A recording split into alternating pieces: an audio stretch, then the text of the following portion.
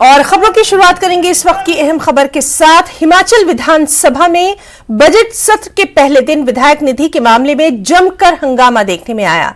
विपक्ष ने वॉकआउट तक कर दिया। बजट सत्र की कार्यवाही के दौरान बीजेपी विधायक विपिन सिंह परमार ने नियम 67 के तहत विधायक निधि का मुद्दा उठाया। विपिन सिंह ने कहा कि विधायक निधि विकास के लिए मिलती है, ये प्रावधान बजट में किया गया है, तो सरकार ने विधायक निधि क्यों रोक दी। विपिन सिंह परमार ने इस पर चर्चा की मांग की, जिस पर संसदीय कार्य मंत्री हर्षवर्धन चौहान ने कहा कि प्रदेश पर अभी 75,000 करोड़ का कर्ज है और सीएम इस पर जल्द फैसला लेंगे। इस दौरान सत्ता पक्ष और विपक्ष के बीच नोकझोंक देखने में आई। इस मुद्दे पर हंगामा होने लगा और बाद में स्पीकर के हस्तक्षेप से दोनों पक्षों के सदस्य शांत हुए। इस मुद्दे पर सीएम ने सदन में कहा कि विधायक निधि बंद नहीं की गई है, बल्कि रोकी गई है।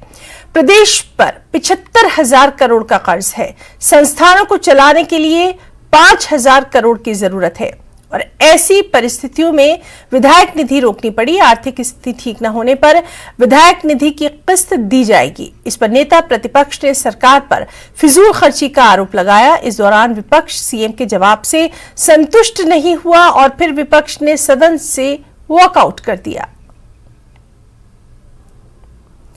और सीधे रुक करेंगे, हमारे साथ मौजूद हैं हमारे सहयोगी रणबीर सिंह। रणबीर, उम्मीद यही की जा रही थी कि इसी तरह का हंगामा जो है वो सदन में होगा। आज क्या कुछ सूरत हाल रही और किस तरह से विपक्ष ने जो है वॉकआउट किया, तमाम तर तस्वीर आपसे जानना चाहेंगे।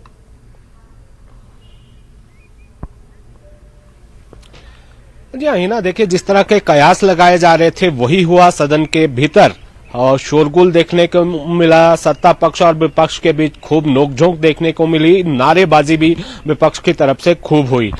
देखिए जब सदन की कार्रवाई शुरू हुई सुबह ठीक 11 बजे, उसके बाद 1.5 घंटे का वक्त बीता था।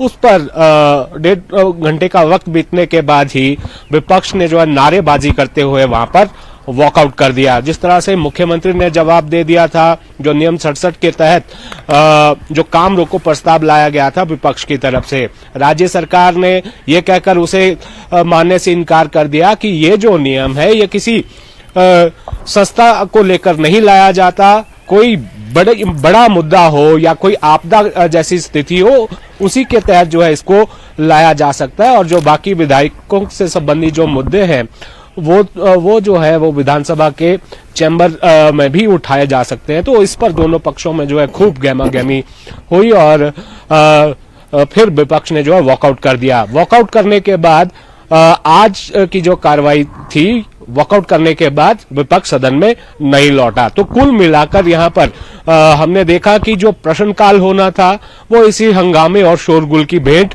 चढ़ गया। प्रश्नकाल के दौरान देखिए जनहित के बहुत सारे मुद्दे उठाए जाते हैं। वो विपक्ष और सत्ता पक्ष के विधायक सरकार से पूछते हैं, सवाल पूछते हैं विभिन्न योजनाओं को लेकर और विभिन्न जो विकास कार्य चल रहे हैं यहाँ पर कहीं किसी तरह की दिक्कत है, परेशानी है, स्टाफ की कमी है, सड़क है, स्वास्थ्य है, इन सारे मुद्दों को लेकर जो है प्रश्न पूछे जाते हैं। वो प्रश्नकाल आज भी नहीं हुआ। तो कुल मिलाकर आज का जो दिन था वो हंगामेदार रहा। लेकिन इस बीच जो दो महत्वपूर्ण बिल भी इसमें पेश किए गए, एक जो नगर निगम को लेकर जो संशोधन विधेयक जो है वो सदन में पेश हुआ है और इसके अलावा जो वाटर सेस लगना है जल विद्युत परियोजनाओं को लेकर जो उपकर लगाया जाना है उससे संबंधित बिल भी डिप्टी सीएम ने आज पेश किया है। उसके बाद दो चर्चाएं थी। एक जो चर्चा नियम 130 के तहत विपक्षी विधायक जेआर कटवाल की तरफ से लगाया गया था, तो वो उस वक्त सदन में मौजूद नहीं थे, तो वो इस पर चर्चा नहीं हो पाई। और दूसरा नियम 130 के तहत जो प्रस्ताव जो कांग्रेस के विधायक है, सत्ता पक्ष के विधायक इंद्रदत्त लखनपाल, उन्होंने एक चर्चा लाई थी जिसमें जो वन संपदा को बचाने को लेकर चर्चा की मांग सदन में की गई थी। इसमें जो प्राकृतिक आपदाओं के साथ साथ जो जंगलों में लगने वाली आग है उससे होने वाले वन संपदा के नुकसान को लेकर सदन में विचार करने के लिए प्रस्ताव लाया गया था। उस पर जो है चर्चा हुई। उसके बाद भोजनावकाश के बाद ये चर्चा हुई और उसके बाद जो अनुपूरक बजट था उसको यहाँ पर प्रस्तुत किया गया सीएम की तरफ से। और उसके बाद आज की जो कार्रवाई है वो कल तक के लिए स्थगित कर दी है विधानसभा की। बिल्कुल बिल्कुल रणवीर, काफी डिटेल में आपने आज की जो कार्रवाई है वो बताई है। रणवीर, हम जिस तरह से लगातार इस मामले पर बात कर रहे हैं, लगातार एक जुमला जो हम सुन रहे हैं जिस पर सत्ता और विपक्ष दोनों कहीं ना कहीं आमने सामने है, 75,000 करोड़ का कर्ज। और आज जब ये सदन की कार्रवाई शुरू हुई है तो फिर बार बार इसका जिक्र आया है। कहीं ना कहीं इस पर सियासत तेज होती दिखाई दे रही है, क्योंकि कई संस्थानों को बंद किया गया है, कई तरह की वित्तीय सहायता जो है वो भी इसी के ऊपर डिपेंड करती है। तो कल भी इसी तरह के हंगामे के आसार नजर आ सकते हैं।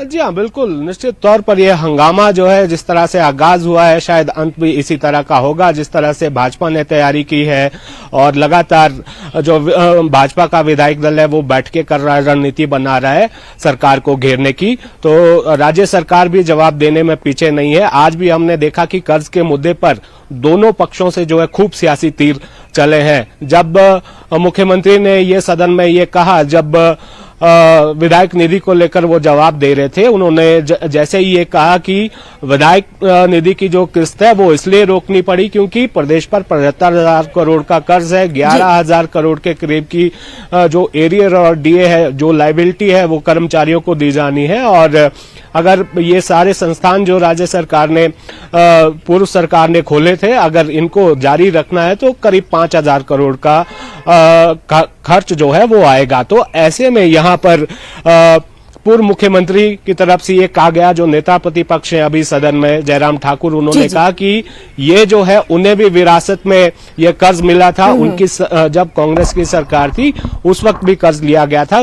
पूर्व सरकार ने, कांग्रेस की जब सरकार थी, कोई कर चुकता कर वो नहीं गए थे। तो इस पर खूब सियासत जो है हुई है। अब आने वाले दिनों में हम देखेंगे कि ये जो सत्ता पक्ष है और विपक्ष के बीच जो ये नोक झोंक है, ये जो गतिरोध है, यूं ही शायद ऐसा लग रहा है कि बिल्कुल रणवीर, और लगातार सदन की कार्रवाई पर नजर बनी हुई है। बहुत बहुत शुक्रिया आपका इस वक्त तमाम तफसीलात हमारे दर्शकों तक पहुंचाने के लिए। तो हमारे साथ मौजूद है हमारे सहयोगी रणवीर सिंह, जो कि सदन की कार्रवाई में आज क्या कुछ हुआ है उसके ताल्लुक से तमाम तफसीलात दे रहे थे।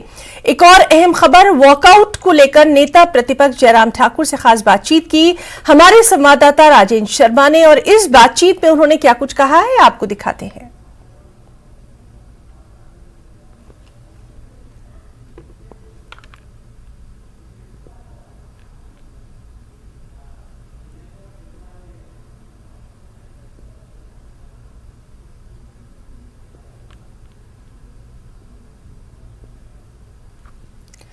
वॉकआउट को लेकर नेता प्रतिपक्ष जयराम ठाकुर से खास बातचीत की हमारे संवाददाता राजेंद्र शर्मा ने, क्या कुछ कहा आइए आपको दिखाते हैं। और पहला दिन ही हंगामेदार रहा, क्या कुछ रहा आज के सेशन में, इस पर बात करेंगे नेता प्रतिपक्ष जयराम ठाकुर से। ठाकुर साहब, आज पहला दिन और पहले ही दिन विपक्ष का वॉकआउट। देखिए, इस तरह के हालात पैदा कर दिए, आमतौर पर ये सिचुएशन नहीं आती है। मालूम नहीं सरकार को क्या लग रहा है, मुख्यमंत्री जी को विशेष तौर से, कि हर चीज को बंद करने का एक जुनून से सवार हुआ है। स्कूल बंद, कॉलेज बंद, हॉस्पिटल बंद, तहसील बंद, सब तहसील बंद, पटवार सर्कल बंद, डिवीजन बंद, बीडीओ बंद, सब कुछ बंद जो हमने खोला है। ऐसा भी क्या हो गया? थोड़ा सा अप्लाई कर लेते दिमाग, थोड़ा सा विचार कर लेते कि जो संस्थान जनप्रतिनिधियों के कहने पर खोले, जनता की मांग पर खोले हैं, सभी तो गलत नहीं हो सकते हैं। लेकिन उनको एक शौक चढ़ा है कि आज नोटिफिकेशन डिनोटिफिकेशन की हुई कि नहीं हुई, तो हर रोज जो है वो डिनोटिफिकेशन की उनको कुछ सोचना चाहिए कि आज हमने ये डिनोटिफाई किया, जो तब उनको लग रहा है कि यही काम है, तभी उनको शायद संतोष मिलता है। मुझे इस सारी चीज को लेकर के कुछ ज्यादा नहीं कहना। आज तो हमने विधायक क्षेत्र विकास निधि पर पूछा था कि एक बजट प्रावधान के अंतर्गत हमने हिमाचल प्रदेश में चुने हुए प्रतिनिधियों को, विधायकों को अपने क्षेत्र में विकास कार्य को करने के लिए एक राशि निर्धारित की है, और मैंने उस राशि को 2 करोड़ तक पहुंचाया। 1.5 करोड़ रुपए हम जारी कर चुके हैं। 50 लाख रुपए लास्ट इंस्टॉलमेंट जारी होनी थी। हमने कहा जारी करिए, हमने अनाउंस कर दिया है, हमने लोगों को कह दिया कि आपके लिए इतना पैसा देंगे, इतना पैसा देंगे। अब मुख्यमंत्री जी कह रहे हैं कि हम पैसा नहीं देंगे। मुख्यमंत्री कह रहे हैं इतना कर्ज है, आप कह रहे हैं इतना कर्ज है, वास्तविकता है क्या? अलग अलग आंकड़े आ रहे हैं विधानसभा में भी और बाहर भी। हमने डे वन से पहले कहा कि जब तक हमारी सरकार थी 69,600 करोड़ रुपीस का बजट का लोन था।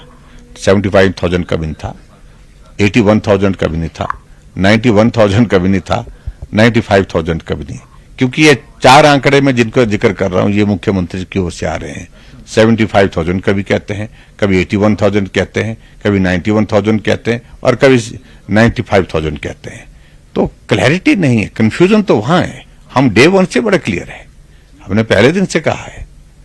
और ऐसे में इन सारी चीजों का आंकड़ों के बजाय सही मायने में जो प्रैक्टिकल चीजें जो हमको करनी है उन बातों पर सोचना चाहिए। व्यवस्था परिवर्तन करना, व्यवस्था परिवर्तन क्या व्यवस्था परिवर्तन? जिनके बिना सरकार चल सकती थी, सीपीएस के बिना चल सकती थी सरकार, आपने 6 बना दिए। आने वाले दिनों में अब कैसा रुख विपक्ष का रह सकता है?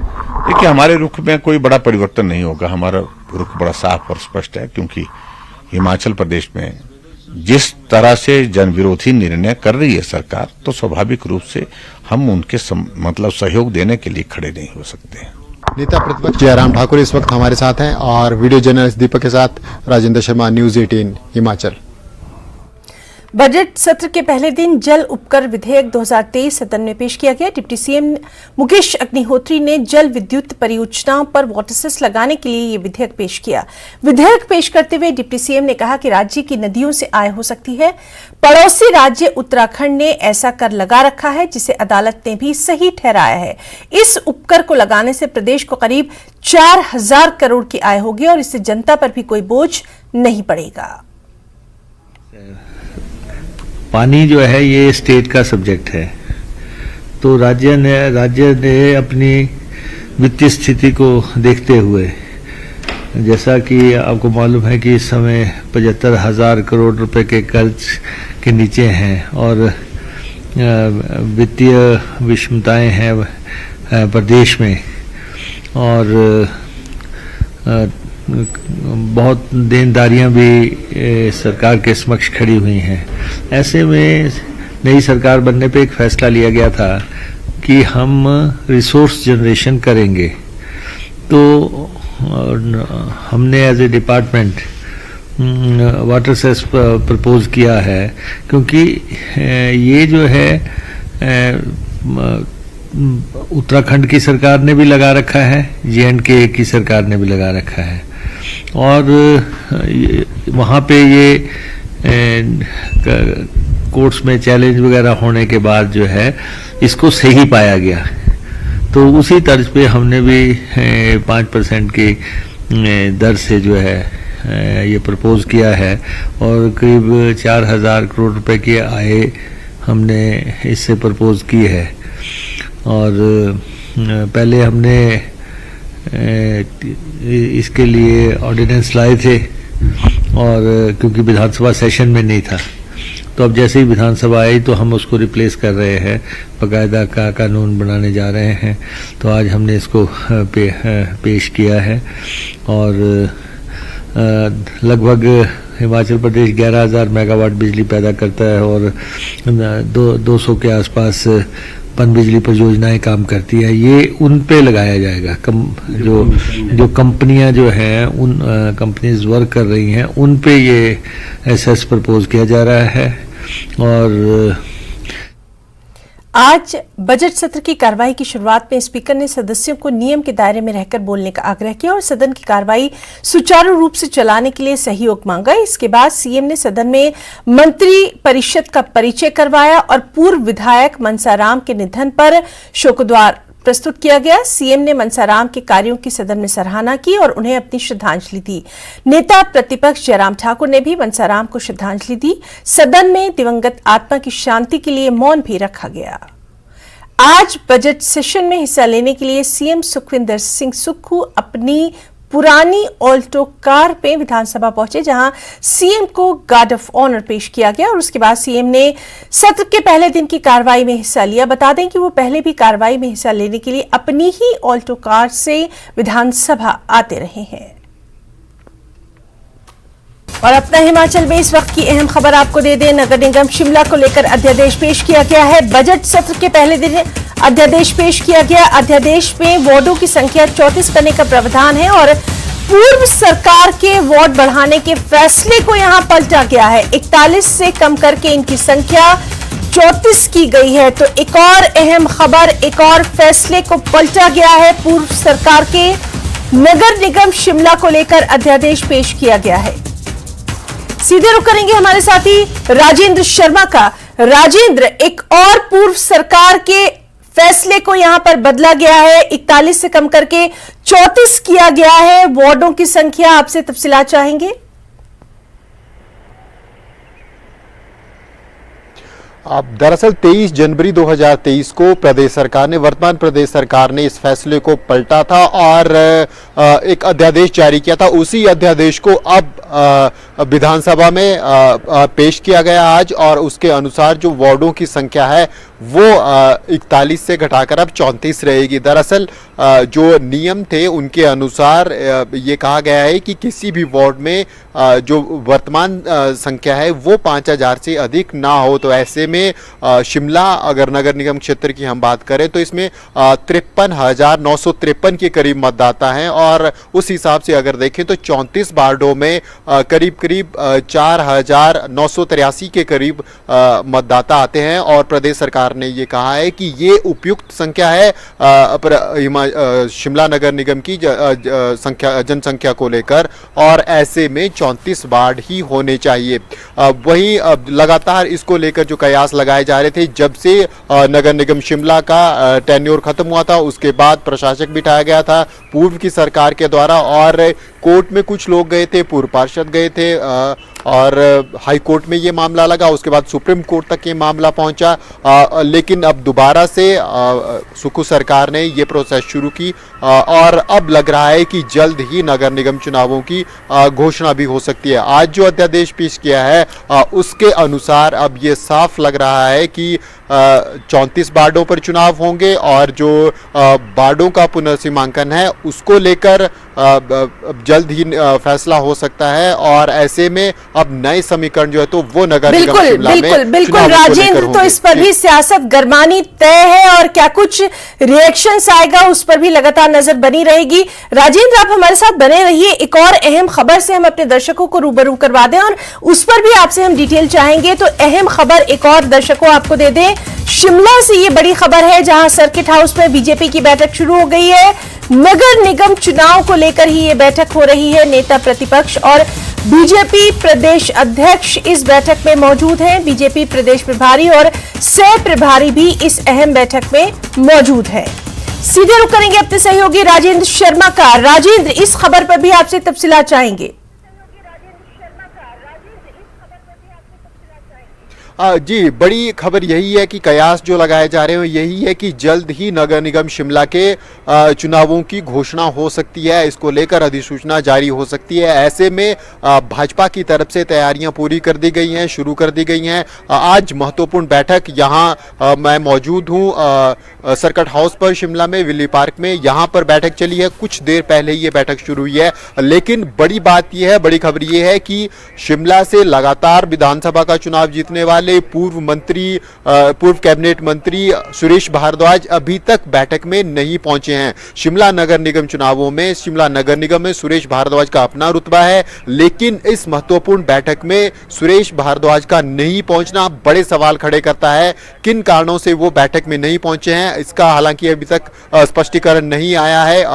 ये हो सकता है कि कुछ देर तक पहुंचे, लेकिन 15 मिनट के करीब बैठक को शुरू हुए हो चुके हैं और अभी तक सुरेश भारद्वाज इस बैठक बैठक में नहीं पहुंचे हैं। इसके अलावा एक और बड़े नेता शिमला शहर के गणेश दत्त, पूर्व सरकार में चेयरमैन भी रहे हैं हिमफेड के, वो भी इस बैठक में नहीं पहुंचे हैं। तो दो बड़े नेता जो हैं, जो अपेक्षित थे इस बैठक में, वो बैठक में नहीं पहुंचे हैं। ये भाजपा में अंदरूनी जो गुटबाजी है उसको कहीं ना कहीं उजागर कर रहा है, अगर ये दोनों ही नेता आज की आए बैठक में नहीं पहुंचते हैं। क्योंकि इसके बाद जो कल बैठक होने वाली है, दूसरी बैठक, वो संभावित प्रत्याशी हम कह सकते हैं नगर निगम शिमला के, या पूर्व जो वार्ड मेंबर हैं, वो काउंसलर हैं, या जो संभावित काउंसलर भाजपा की तरफ से हैं, चाहे हारे हुए या जीते हुए, उनकी साथ कल बैठक होने वाली है। आज की बैठक इतनी महत्वपूर्ण है कि नेता प्रतिपक्ष जयराम ठाकुर इसमें मौजूद हैं, प्रदेश प्रभारी अविनाश राय खन्ना है, सह प्रभारी संजय टंडन है, तमाम लोग, तमाम जो हिमाचल प्रदेश के बड़ी लीडरशिप है भाजपा की, वो इस बैठक में मौजूद है। लेकिन जिन लोगों को चुनाव लड़ना है, जिनको डोर टू डोर कैंपेन करनी है, उनमें अगर सबसे बड़ा नाम लिया जाए तो वो सुरेश भारद्वाज का है। लगातार शिमला से विधायक जीतते रहे हैं, कैबिनेट मंत्री हैं। इसके अलावा गणेश दत्त की बात करें, अच्छा खासा रुतबा शिमला में रखते हैं, लगातार यहाँ चुनावी राजनीति में सक्रिय हैं। इन दो बड़े नेताओं का अभी तक नहीं पहुंचना भाजपा में ये इशारा करता है कि कहीं ना कहीं सब कुछ ठीक नहीं चल रहा है। अब देखना होगा कि भाजपा के कैसे इस पूरी दुविधा से पार पाती है। प्रभारी बनाया गया है सुखराम चौधरी को नगर निगम चुनावों का भाजपा की तरफ से, अब कैसे वो परफॉर्म करते हैं, कैसे लोगों को एकजुट करते हैं, और आज की बैठक में क्या निर्णय भाजपा की तरफ से किया जाता है, ये बड़ा फैसला होगा। हालांकि हो सकता है कि आज की जो मीटिंग में फैसले हों वो पब्लिक नहीं किए जाएं, लेकिन कल जब पार्षदों के साथ, संभावित पार्षदों के साथ, पूर्व पार्षदों के साथ बैठक होगी, उसमें कई कुछ निकलकर सामने आ सकता है, और एक भाजपा का जो इलेक्शन का पूरी कैंपेन का रुख है वो भी कल स्पष्ट हो सकता है। तो बैठक 15 मिनट से शुरू है, काफी कुछ चर्चाएं भी शुरू हो चुकी है, एजेंडा भी लगभग सेट हो चुका है, और ऐसे में अभी तक सुरेश भारद्वाज और गणेश दत्त बैठक में नहीं पहुंचे हैं। हम देख रहे थे कि अर्की से जो प्रत्याशी गोविंद राम, वो भी हालांकि बैठक स्थल पर मौजूद है, लेकिन करीब करीब 10 मिनट तक वो भी बाहर ही मंडराते नजर आए, सभा स्थल के अंदर नहीं गए। हो सकता है असमंजस में हो कि अंदर जाएं या ना जाएं, ये उनके ऊपर निर्भर है। लेकिन ये अब जब बातें बिल्कुल तो इस बैठक के बाद क्या कुछ निकलकर सामने आता है, उस पर भी लगातार नजर बनी रहेगी। राजेंद्र शर्मा, बहुत बहुत शुक्रिया अदा करना चाहेंगे आपका, तमाम तर खबरों पर जो आपने तमाम जो डिटेल्स थी हमारे दर्शकों तक पहुंचाई है। और अपना हिमाचल में अभी के लिए फिलहाल इतना ही। नमस्कार।